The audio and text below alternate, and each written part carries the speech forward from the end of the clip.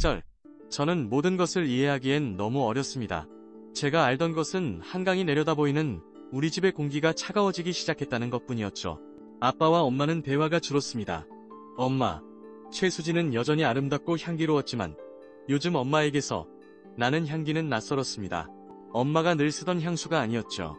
어느 날 밤, 목이 말라 잠에서 깼는데 아빠 박진우가 어둠 속에서 거실 소파에 홀로 앉아 계셨습니다. 거리에 불빛이 들어와 제가 한 번도 본 적 없는 슬픔을 아빠의 얼굴에 그리고 있었습니다. 이윽고 문이 조용히 열리는 소리와 함께 엄마가 들어왔습니다. 시계가 새벽 3시를 가리키고 있었습니다.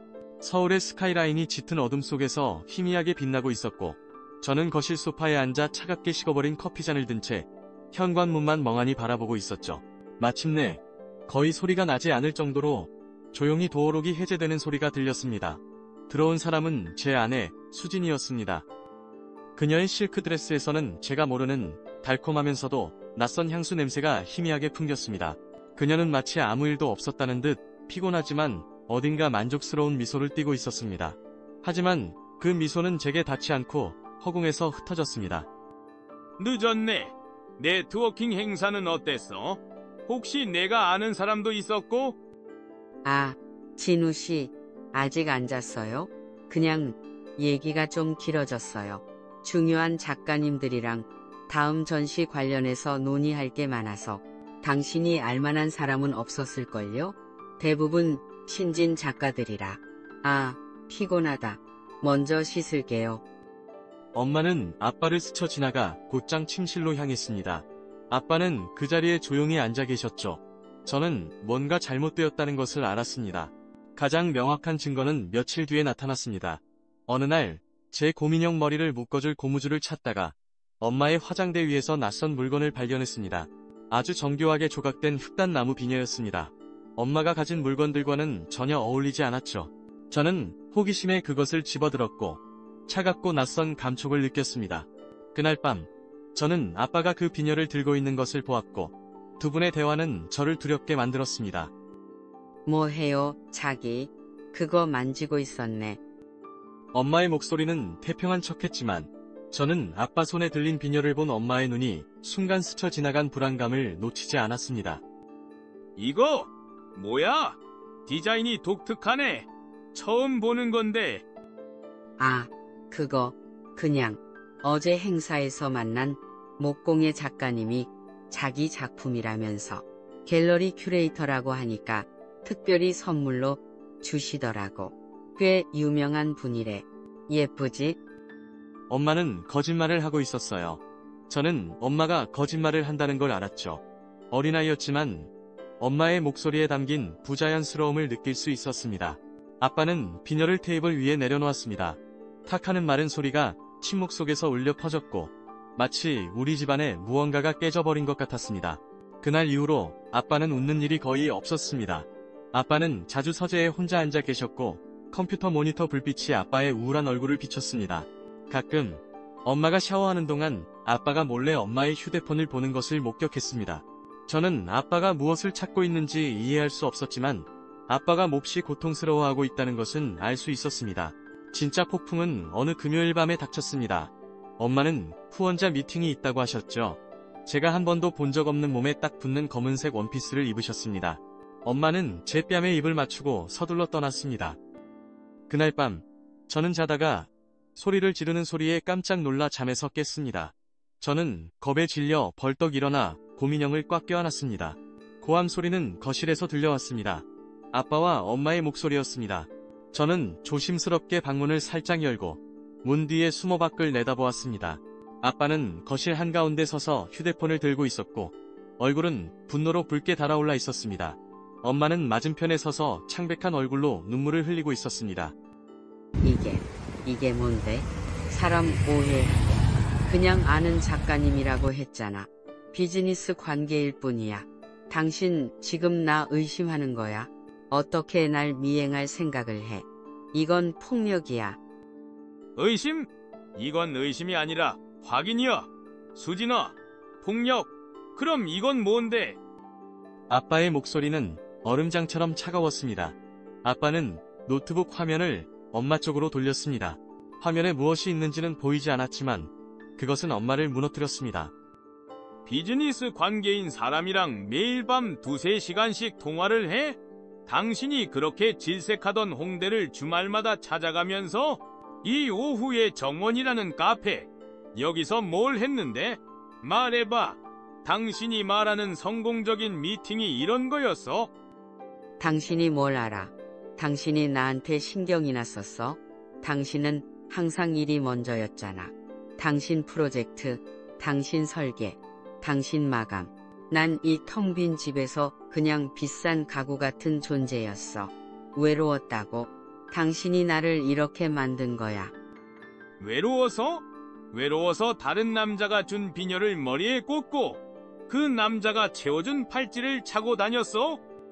아빠는 소리치며 테이블 위에 있던 흑단 비녀를 집어 바닥에 3개 내던졌습니다. 쨍그랑.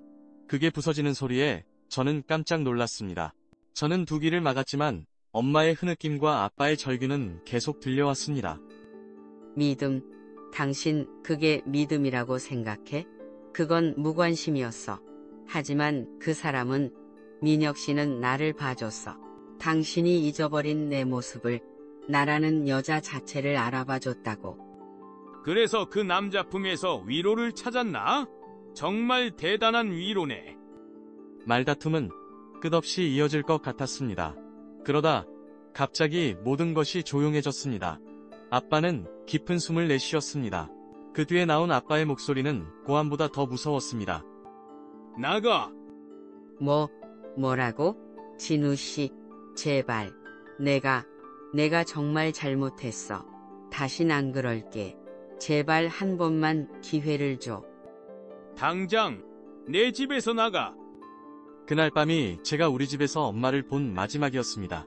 저는 엄마가 우는 소리, 캐리어를 끄는 소리, 그리고 현관문이 쾅 닫히는 소리를 들었습니다. 집안은 죽음 같은 침묵에 잠겼습니다. 저는 밖으로 달려나가 아빠가 넓은 창가에 미동도 없이 서서 반짝이는 도시에 불빛을 내려다보는 것을 보았습니다. 아빠는 울지 않았지만 저는 아빠가 우는 것보다 더 고통스러워하고 있다는 것을 느꼈습니다. 그날 밤 이후 제 세상은 영원히 변해버렸습니다. 그 후의 날들은 텅 비어 있었습니다. 엄마는 떠났고 아빠는 말이 없어지고 일에만 몰두하셨죠. 그러던 어느 날 아빠에게 전화 한 통이 걸려왔습니다. 저는 아빠가 몇 년 전 돌아가신 당대 최고의 소목장이셨던 할아버지의 이름을 언급하는 것을 들었습니다. 박진우 씨 되십니까? 저는 법무법인 정의의 김영미 변호사라고 합니다. 고구 박태수 선생님의 유언 집행을 맡고 있습니다. 할아버지께서 평생을 바쳐 가꾸신 북촌 한옥과 그곳의 모든 공예품, 그리고 전 재산을 유일한 혈육인 박진우 씨에게 상속한다는 내용입니다. 시장 가치는 수십억 원을 호가합니다. 저는 수십억 원이 얼마나 큰 돈인지 이해하지 못했지만 아빠의 경악한 표정을 보았습니다. 하지만 이상한 일이 일어났습니다. 그 전화가 온 지 며칠 지나지 않아 아빠가 제게 메시지들을 보여주셨습니다. 엄마가 보낸 것이었죠. 진우 씨, 미안해. 내가 정말 미쳤었나 봐. 모든 게 내 잘못이야. 우리 다시 얘기 좀 하면 안 될까? 제발. 당신 없이는 못 살겠어. 보고 싶어. 돈 같은 건 다 필요 없어. 난 그냥 당신만 있으면 돼. 그때 저는 엄마가 돌아올 거라 생각하며 기뻐했습니다. 하지만 아빠는 차가운 눈빛으로 휴대폰 화면을 바라볼 뿐이었습니다. 아빠는 제게 엄마가 할아버지의 집과 돈 때문에 돌아오고 싶어 하는 것이라고 말했습니다. 제 마음은 말로 표현할 수 없는 실망감으로 무거워졌습니다. 며칠 후 아빠는 저를 북촌에 있는 할아버지의 옛 한옥으로 데려가셨습니다. 편백나무 향과 평화로운 공기는 우리의 현대적인 아파트와는 완전히 달랐습니다. 할아버지의 오래된 작업실에서 아빠는 낡은 스케치북 한 권을 발견했습니다. 아빠는 한 장 한 장 넘기다가 어느 한 페이지에서 멈췄습니다. 아빠는 제게 그 그림을 보여주셨습니다. 그곳에는 흑단 비녀와 똑같은 디자인의 팔찌가 그려져 있었습니다. 저는 숨을 멈췄습니다. 스케치 아래에는 할아버지의 글씨가 적혀 있었습니다. 나중에 커서야 저는 그 의미를 알게 되었습니다. 내 사랑하는 손주 진우의 마음에 합당한 여인에게. 그때 저는 처음으로 아빠가 우는 것을 보았습니다. 분노의 눈물이 아니라 깊은 슬픔과 배신감에 찬 눈물이었습니다. 할아버지가 미래의 손주 며느리를 위해 디자인하신 선물을 엄마는 다른 남자의 손에서 받았던 것입니다. 어린 저조차도 그것이 용서할 수 없는 모욕이라는 것을 이해했습니다. 아빠는 저를 꽉 안아주셨고 저는 전쟁이 시작되리라는 것을 직감했습니다. 그 후의 시간들은 긴장감의 연속이었습니다. 아빠는 김 변호사님과 자주 통화했고 목소리는 늘 단호했죠. 저는 법원이라는 곳에 가지는 않았지만 아빠와 엄마가 서로 반대편에 서 있다는 것을 알았습니다. 아빠는 제게 재판에 대해 엄마가 어떻게 울며 억울함을 호소했는지, 하지만 아빠의 증거들, 특히 할아버지의 스케치북이 모든 진실을 어떻게 밝혔는지 이야기해 주셨습니다. 결국 아빠가 이겼습니다. 정의는 실현되었어. 아빠는 제게 그렇게 말했습니다. 엄마는 할아버지의 유산에서 아무것도 받지 못했습니다. 저는 더 이상 엄마를 보지 못했습니다. 폭풍이 지나간 후 하늘은 점차 맑아졌습니다. 아빠는 할아버지의 집을 팔지 않으셨습니다. 대신 그곳을 공간이라는 이름의 건축 스튜디오 겸 찻집으로 아주 멋진 곳으로 바꾸셨습니다. 개업식 날 많은 사람들이 찾아왔습니다. 그곳은 웃음소리와 향긋한 차향기로 가득 찼습니다. 아주 오랜만에 저는 아빠가 웃는 것을 보았습니다. 진정으로 평온해 보이는 미소였습니다. 오늘 이렇게 귀한 시간을 내어 제 새로운 시작을 함께 해주신 모든 분들께 진심으로 감사드립니다. 과거의 아픔에 갇히는 것이 아니라 그 역사를 존중하고 끌어안으며 새로운 이야기를 써내려가고 싶습니다. 인파 속에는 아빠의 오랜 친구인 하은 이모가 있었습니다. 이모는 아주 부드럽고 자랑스러운 눈빛으로 아빠를 바라보고 있었습니다. 모두가 돌아간 후 이모는 남아서 아빠와 저를 도와 정리를 했습니다. 진우야, 정말 대단하다. 할아버님께서 보시면 정말 자랑스러워 하시겠다. 이 공간, 정말 당신을 닮았어. 단단하면서도 따뜻해. 와줘서 고마워, 하은아. 네가 없었으면 중간에 몇 번은 무너졌을 거야. 두 분은 텐마루에 앉아 달빛 아래 차를 마셨습니다. 그들은 미래에 대해, 새로운 프로젝트에 대해, 하은 이모의 작은 카페에 대해 이야기했습니다. 엄마나 고통스러웠던 과거에 대해서는 한마디도 하지 않았습니다. 하은 이모 곁에서 즐겁게 이야기하는 아빠를 보며 저는 이상한 평온함을 느꼈습니다. 저는 엄마를 잃었지만 아빠를 되찾았습니다. 아빠는 배신이라는 폐허 위에서 자신의 삶을 다시 일으켜 세우셨습니다. 아빠는 할아버지의 유산을 우리 부자, 후지의 미래를 위한 튼튼한 토대로 만드셨습니다. 저는 미래가 어떻게 될지는 모르지만 아빠만 곁에 있다면 우리는 괜찮을 것이라는 것을 알았습니다. 어제의 잿더미는 새로운 시작을 위한, 그 어느 때보다 단단하고 따뜻한 기반을 위한 비옥한 땅이 되었습니다. 시간은 강물처럼 흘렀습니다.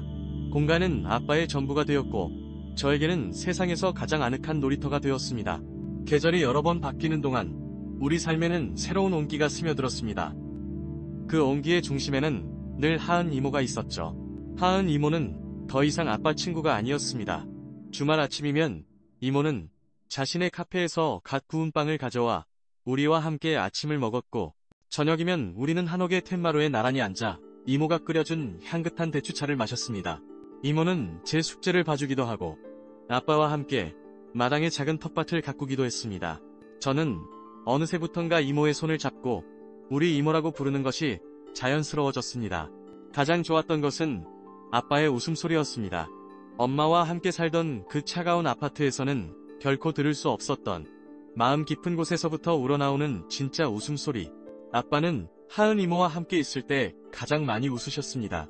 두 분은 복잡한 건축 도면에 대해 이야기하다가도 저의 시시콜콜한 학교 이야기에 귀를 기울이며 함께 웃어주셨습니다. 저는 이 평화가 영원하기를 바랐습니다. 하지만 과거는 우리가 잊었다고 생각할 때쯤 불쑥 그림자를 들이우더군요. 그날은 학교 가을 운동회였습니다. 아빠와 하은 이모가 제 옆에서 목이 터져라 저를 응원해 주셨죠. 저는 친구들과 함께 이어달리기를 하고 있었습니다. 결승선을 통과하고 숨을 헐떡이며 아빠를 향해 달려가던 그 순간 저는 보고 말았습니다. 운동장 저편, 늙은 은행나무 아래에 서 있는 한 여자를. 엄마였습니다. 엄마는 예전보다 훨씬 수척해 보였고 화려했던 옷 대신 평범한 코트를 입고 있었습니다. 엄마는 저를, 아니, 정확히는 저와 아빠, 그리고 하은 이모가 함께 웃고 있는 모습을 멀리서 그저 바라보고 있었습니다. 눈이 마주친 순간 엄마는 화들짝 놀라며 몸을 돌려 황급히 사라졌습니다. 저는 그 자리에 얼어붙었습니다. 꿈을 꾼 걸까요? 저는 그날 밤 아빠에게 그 이야기를 하지 못했습니다. 겨우 되찾은 아빠의 행복을 깨뜨리고 싶지 않았기 때문입니다. 하지만 며칠 후 과거는 더 이상 그림자가 아닌 현실로 제 앞에 나타났습니다. 학교를 마치고 교문을 나서는데 익숙하지만 낯선 목소리가 제 이름을 불렀습니다. 민준아, 엄마였습니다. 엄마는 제 앞에 서서 울 것 같은 얼굴로 저를 바라보고 있었습니다. 예전에 나던 낯선 향수 냄새 대신 희미한 술 냄새가 났습니다. 우리 아들 많이 컸네. 엄마가 정말 미안해. 잠깐 얘기 좀 할까? 저는 너무 놀라 아무 말도 할 수 없었습니다. 그저 뒷걸음질만 쳤습니다. 제 마음속에서는 두려움과 혼란, 그리고 아주 작은 그리움이 뒤섞여 폭풍을 일으켰습니다. 바로 그때 뒤에서 달려온 아빠가 제 어깨를 감싸 안으며 저를 자신의 등 뒤로 숨겼습니다. 아빠의 등은 산처럼 단단하고 따뜻했습니다. 아빠는 그날 저를 데리고 곧장 집으로 돌아왔습니다. 하은 이모가 소식을 듣고 한달음에 달려왔습니다. 그날 밤 저는 잠든 척했지만 사실 다 듣고 있었습니다. 거실에서 아빠의 휴대폰이 울렸고 아빠는 스피커폰으로 통화를 했습니다. 엄마의 목소리였습니다. 진우씨, 나야, 수진이야. 제발 화내지 말고 들어줘. 민준이한테 접근하려던 건 아니었어. 그냥 너무 보고 싶어서. 학교 앞은 우연히 지나갈 수 있는 곳이 아니지. 최수진 씨, 원하는 게 뭐야? 또 돈이야? 아니야, 돈 같은 거 다 필요 없어. 나 많이 아파. 정말이야. 의사가 어쩌면 마지막일지도 모른다고 했어. 그래서 우리 민준이 얼굴 한 번만, 딱 한 번만이라도 제대로 보고 싶었을 뿐이야. 제발 이 부탁 하나만 들어주면 안 될까? 저는 이불 속에서 귀를 막았습니다. 또 거짓말이었습니다. 마지막이라는 말로 아빠의 마음을 흔들려는 예전과 똑같은 방식의 거짓말. 하지만 이제 아빠는 예전의 아빠가 아니었습니다. 당신의 마지막이 몇 번이나 되는지는 모르겠지만 내 대답은 아니오요. 민준이는 이제 겨우 상처가 아물고 안정을 찾았어. 당신은 더 이상 우리 아이를 흔들 자격이 없어. 2번 다시 내 아이 앞에 나타나지 마. 이건 내 아들을 지키기 위한 내 마지막 경고야. 아빠는 단호하게 전화를 끊었습니다. 거실에는 잠시 침묵이 흘렀습니다. 이윽고 하은 이모의 따뜻한 목소리가 들렸습니다. 잘했어, 진우야. 당신 혼자가 아니야. 민준이 곁에도, 당신 곁에도 내가 있잖아. 우리가 함께 지켜주자. 그 일이 있은 후 엄마는 다시 나타나지 않았습니다. 아빠는 저를 보호하기 위해 한동안 직접 저를 등하교시켜 주셨고 하은 이모는 매일 저녁 우리 집에 와서 웃음소리가 끊이지 않게 해주었습니다. 과거의 그림자는 그렇게 서서히 거쳐갔습니다. 몇 달 뒤 추석이 되었습니다. 우리는 공간의 넓은 대청마루에 모여 앉아 함께 송편을 빚었습니다. 아빠는 서툰 솜씨로 송편을 만들다 밀가루를 얼굴에 묻혔고 저와 하은 이모는 그걸 보며 배를 잡고 웃었습니다. 고소한 참기름 냄새와 사람들의 웃음소리가 한옥마당을 가득 채웠습니다. 그 순간 저는 깨달았습니다. 가족이란 무엇인지. 가족은 단순히 피로만 맺어지는 것이 아니었습니다. 진짜 가족은 상처를 함께 보듬어주고 매일의 저녁을 함께 나누며 어떤 폭풍이 와도 흩어지지 않게 서로의 손을 꽉 잡아주는 것이었습니다. 제 옆에는 이제 아빠와 아빠의 손을 따뜻하게 잡아주는 하은 이모가 있었습니다.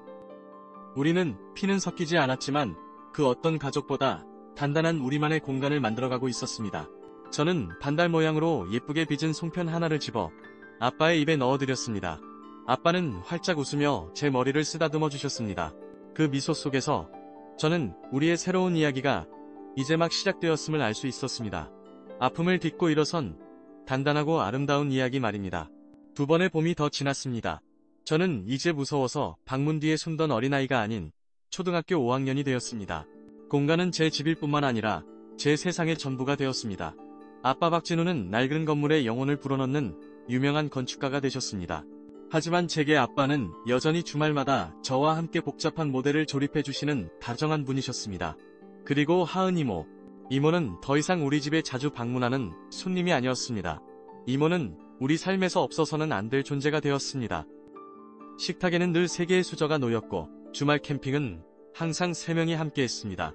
하은은 어느새 우리 삶의 공기 같은 존재가 되어 있었다. 그녀가 없는 주말 아침은 상상할 수 없었고 그녀의 웃음소리가 없는 저녁은 허전했다. 나는 잊고 있던 가족의 온기라는 것을 하은과 민준을 통해 다시 배우고 있었다. 요즘 아빠에게는 새로운 습관이 생겼습니다. 제가 잠든 후 매일 밤 할아버지의 오래된 목공 작업실로 들어가셨죠. 고요한 밤에 나무를 깎고 다듬는 소리가 조용히 들려왔습니다. 저는 아빠가 무엇을 만들고 계신지 궁금했지만 그 비밀스러운 작업에 쏟는 기쁨과 집중을 느낄 수 있었습니다. 어느 날 오후 낡은 만화책을 찾다가 옷장 깊숙한 곳에 있던 앨범 한 권을 우연히 발견했습니다.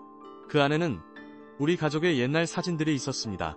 아빠, 엄마, 그리고 어렸을 때의 저. 사진 속 엄마의 미소를 보자 제 마음속에 복잡한 감정이 피어올랐습니다. 그날 밤 저는 용기를 내어 앨범을 손에 든 채 아빠에게 물었습니다. 아빠, 제가 엄마를 그리워하는 게 잘못된 건가요?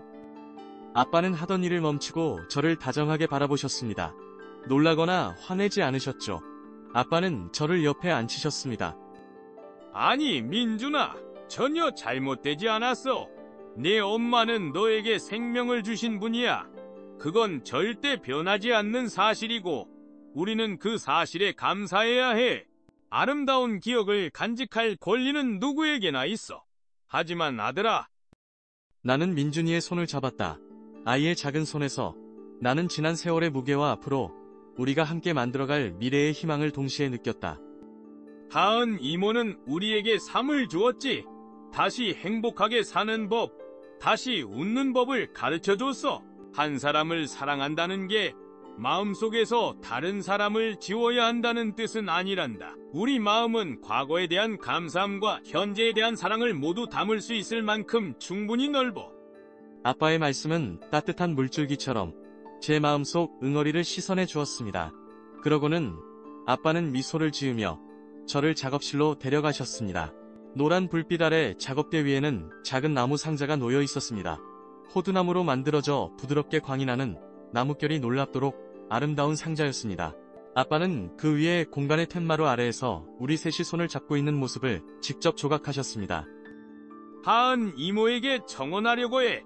하지만 이모에게 묻기 전에 먼저 내 아들에게 묻고 싶구나. 우린 한 팀이잖아, 그치? 하은 이모가 우리 가족의 진짜 일원이 되는 것에 넌 찬성하니? 저는 나무 상자와 아빠의 기대에 찬 얼굴을 번갈아 보았습니다. 갑자기 눈물이 터져 나왔습니다. 저는 고개를 세차게 끄덕이며 아빠를 꽉 껴안았습니다. 네, 찬성이에요. 정말 찬성이에요. 그날 저녁, 촛불도 장미꽃도 없었습니다. 그저 우리 셋이 마당 찻상에 둘러앉아 있을 뿐이었죠. 아빠가 나무 상자를 꺼내셨습니다. 하은 이모는 놀란 눈으로 그것을 그리고 아빠를 바라보았습니다. 내 심장이 미친 듯이 뛰고 있었다. 배신으로 얼룩졌던 과거의 상처가 아니라 새로운 시작에 대한 설렘과 희망으로 가득 찬 떨림이었다. 하은아, 내 심장은 산산조각 나서 다시는 붙을 수 없을 거라고 생각했어. 사랑은 배신과 고통만 가져다 준다고 믿었지. 하지만 네가 나타났어. 넌 부서진 조각들을 붙이려고 하지 않고 나와 민준이와 함께 완전히 새로운 토대를 만들어줬어. 믿음과 존중, 그리고 웃음으로 된 토대를 말이야. 아빠는 상자를 열었습니다. 그 안에는 단순하지만 무척이나 섬세하게 디자인된 은반지가 들어있었습니다. 이윤아은 나와 민준이의 진짜 가족이 되어주겠니? 과거가 아닌 앞으로의 모든 날들을 우리와 함께 써내려가 주겠어? 하은 이모는 울고 있었습니다. 행복의 눈물이 뺨을 타고 흘러내렸죠. 이모는 바로 대답하지 않고 저를 돌아보았습니다. 너는 정말 괜찮니? 라고 묻는 듯한 눈빛으로요. 저는 그 눈빛을 이해했습니다. 저는 다가가 이모의 손을 잡았습니다. 이제 엄마라고 불러도 돼요? 모든 공간이 순간 멈춘 것 같았습니다. 이윽고 하은 이모는 행복에 겨워 울음을 터뜨렸습니다. 이모는 무릎을 꿇고 저와 아빠를 한꺼번에 껴안았습니다. 그럼 당연하지 우리 아들. 내 아들 민준아. 공간의 부드러운 달빛 아래 우리 셋은 서로를 힘껏 껴안았습니다. 우리는 더 이상 상처를 치유하려 애쓰는 각계의 개인이 아니었습니다. 우리는 한 가족이 되었습니다. 거짓의 잿더미 위에서 세워졌지만 아빠가 설계한 그 어떤 건물보다도 견고한 가족, 세상에서 가장 귀한 재료인 진실한 사랑으로 지어졌기 때문입니다.